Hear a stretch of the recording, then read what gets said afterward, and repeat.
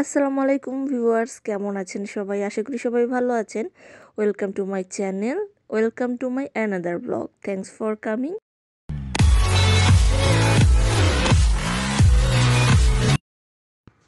এটা হচ্ছে রাতের কুয়েত। আসলে আমি অনেক দিনের বেলা ঘুরেছি, সেগুলো দেখিয়েছি, কিন্তু রাতের বেলা ঘোরানোটা দেখানো হয়নি, হয়তো বা কম দেখিয়েছি।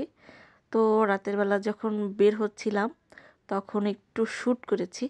রাতের কুয়েতটাও কিন্তু খুবই সুন্দর। আসলে নিজের চোখে না দেখলে এটার সৌন্দর্য বলে বোঝানো যাবে না, এত সুন্দর লাগে। রাত্রে বাইরে বের হতে খুবই ভালো লাগে। এখন ওয়েদারটাও খুবই সুন্দর, তো একটু দেখালাম আর কি। আমি যাচ্ছি ইলেকট্রনিক্সের দোকানে, আমি একটা ব্লেন্ডার কিনবো। এটা হচ্ছে লুলু সেন্টারের ইলেকট্রনিক্সের দোকান। চারপাশে ইলেকট্রনিক্সের অনেক জিনিস, এত সুন্দর সুন্দর জিনিস, কোনটা রেখে কোনটা কিনি এরকম অবস্থা।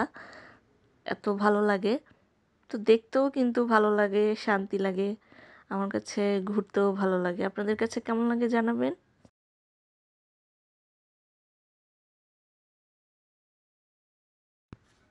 আসলে ইলেকট্রনিক্সের কর্নারে আমি অল্প সময় ছিলাম, বেশি কিছু শ্যুট করতে পারিনি। তো আরেকদিন ইচ্ছা আছে আপনাদেরকে ঘুরে ঘুরে দেখাবো।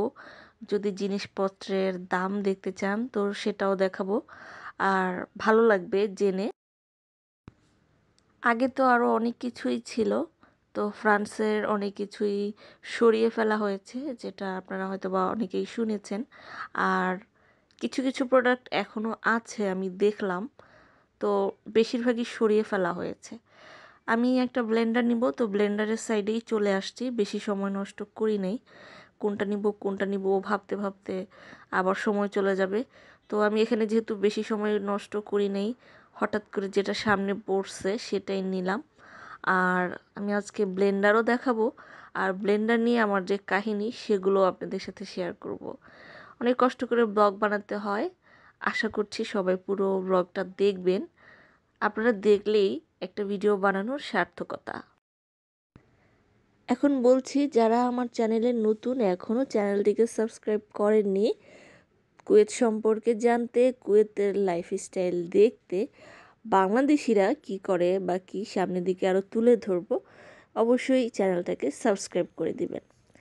তো আমি যে ব্লেন্ডারটা কিনবো সেটা আপনাদের সাথে শেয়ার করব। তার আগে একটু খেয়ে নিই। আর সকালবেলা, আসলে এটা সকাল টাইম ছিল, সকাল টাইমে বেশি কিছু তো খেতে ইচ্ছে করে না। একটু নুডলস খেয়ে নিলাম। আমি মাঝে মাঝে এভাবে বাচ্চাদের মতো নুডলস স্যুপ খাই, আপনারা হয়তো বা হাসবেন। তো যাই হোক, এবার আমি দেখাচ্ছি আমি আমার ব্লেন্ডারটা। আর ব্লেন্ডার নিয়ে যে কাহিনী সেটা হচ্ছে যে, আমার কিন্তু প্রতি বছরই একটা ব্লেন্ডার লাগে। এই কুয়েতে যত বছর আসছি, শুধুমাত্র ব্লেন্ডার না, ইলেকট্রনিক্সের কত জিনিস যে আমার লাগলো বলার মতো না। আপনাদের কাছে হাস্যকর মনে হলো, আসলে এটাই সত্যি। আমার হাতে না ব্লেন্ডার বেশি দিন আসলে টেকে না। শুধুমাত্র ব্লেন্ডার না, অনেক কিছুই আমি নষ্ট করেছি, তাড়াতাড়ি করে নষ্ট করে ফেলেছি। যেমন ওয়াশিং মেশিন, অনেকের তো অনেক বছর যায়, আমি কিন্তু 4-5 বছর পর পরই একটা করে নতুন ওয়াশিং মেশিন নিয়েছি। তারপর গ্যাসের চুলা, আমার 2 বছরও যায় না, 1 বছরও গিয়েছে গ্যাসের চুলা, এরকমও হয়েছে। তারপর ব্লেন্ডার তো প্রতি বছরই একটা একটা করে কিনতে হয়, আর কেন যেন নষ্ট হয়ে যায় আসলে। আর আমি একটু ইউজ বেশি করি তুলনামূলকভাবে, হয়তো বা সে কারণেও হতে পারে।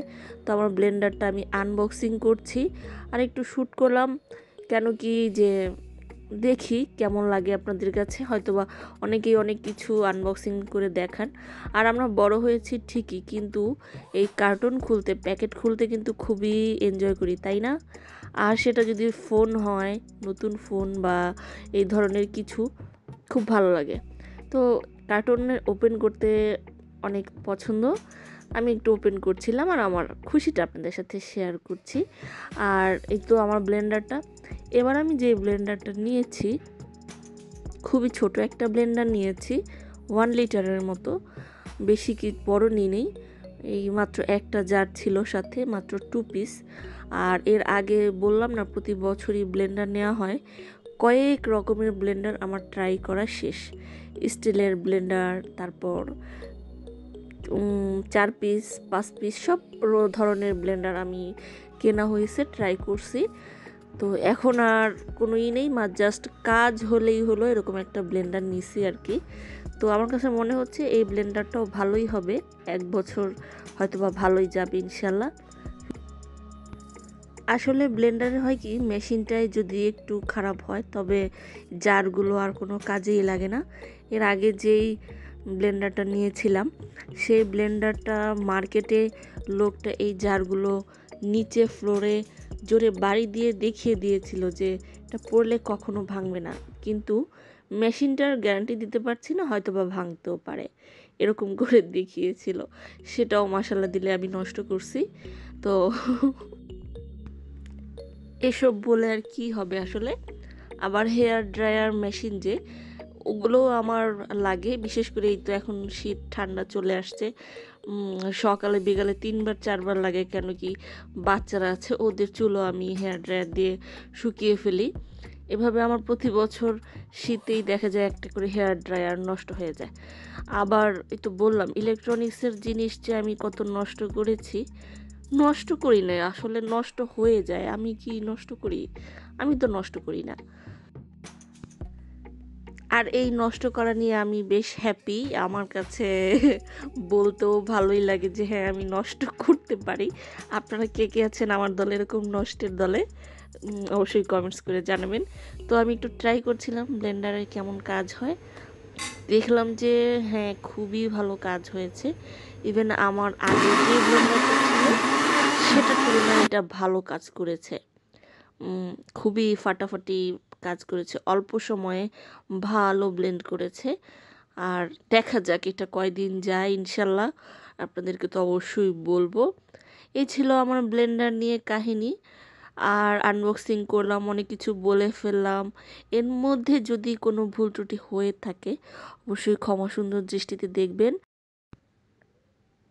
আবারও যাওয়ার আগে বলে দিচ্ছি, যারা আমার এই চ্যানেলটাতে নতুন অবশ্যই সাবস্ক্রাইব করবেন, আর ভিডিওটাতে একটা লাইক দিবেন, আপনাদের সুন্দর একটা কমেন্টস করবেন। আবার যদি এই ধরনের ব্লগ পেতে চান তবে আগ্রহমূলক কথা বলবেন, আসলে আপনারা দেখলেই আমাদের সার্থকতা। ভিডিওগুলো বানাতে কিন্তু বেশ কষ্টই হয়, আমার তো অনেক কষ্ট হয়, আমি অনেক আলসে মানুষ, আপনাদের জন্য তাও একটু একটু করে ভিডিও করি। এখন চলে যাব ব্লগের শেষ প্রান্তে। সবাই ভালো থাকবেন, সুস্থ থাকবেন, আল্লাহ হাফেজ, থ্যাংকস ফর ওয়াচিং।